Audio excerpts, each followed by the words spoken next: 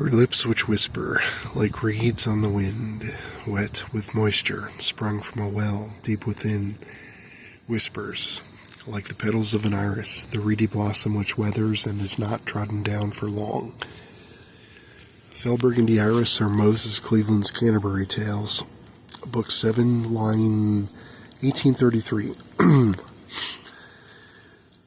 Bamboozled and befuddled too, and ere to sip infernal brew, he in denial ere unto the source. To whether south of hell it came, he only had himself to blame, the Ouroboros ere to take its course. He ere to spout with toothless maw profanity for all who saw, for grouchy Carl to stay his tongue from play, his tongue to swell 10 times its size, and through his lips and ne'er to prise. Thus grouchy Carl had nothing more to say, for ruled he was by double boss, double phallus, double cross. His wife would scratch her head for to figure. Of swollen tongue and swollen cock around his lips indeed were locked. Let it be known indeed his tongue was bigger. With grouchy Carl to stay the course, which led indeed but to divorce, the mountains of the north ruled by a queen, who reigned indeed what rules forgot, the dwarven realm she had begot, the tongue and cock near ever to demean. But grouchy Carl was out the door, to party with his dwarven whore, evermore, though Rosie was not her name.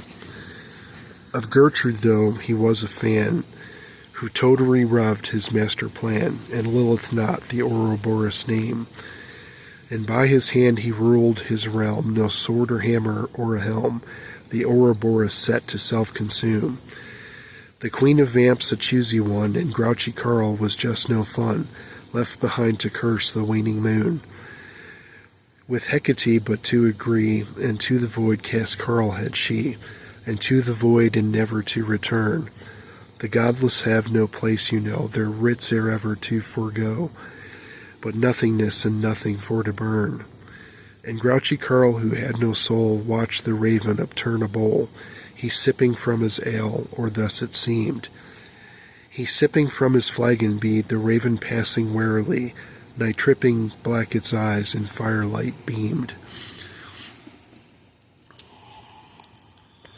High hoping that the fire took all, or death to all would pay a call. Hard to say it was with Carl's intent. To death his friend his knee was bent, a messenger, but no messages were sent, or received, bereaved of purpose, thus it went.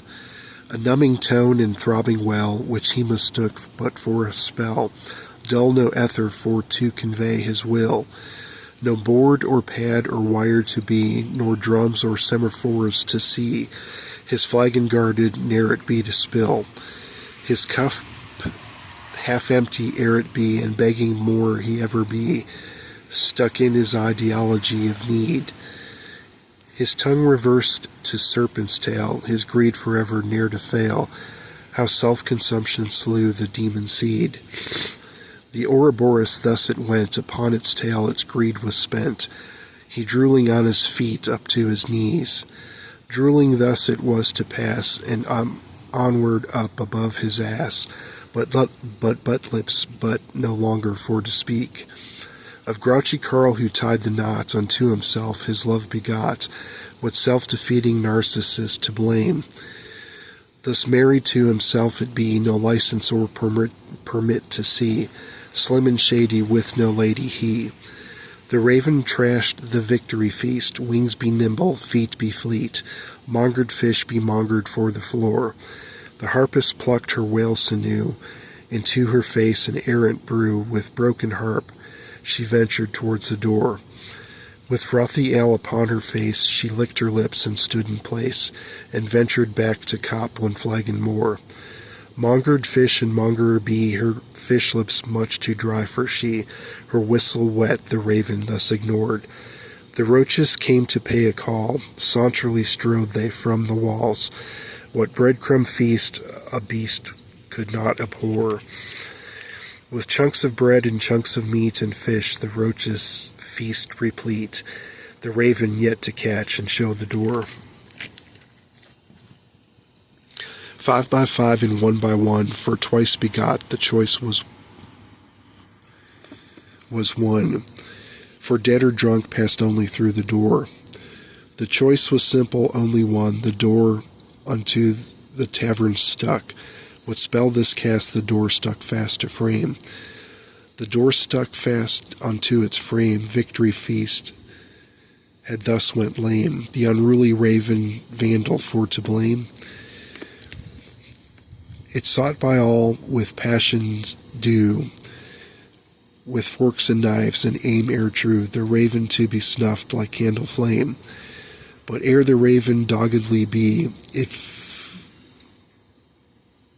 But ere the raven dodgy be, it flew about, was hard to see.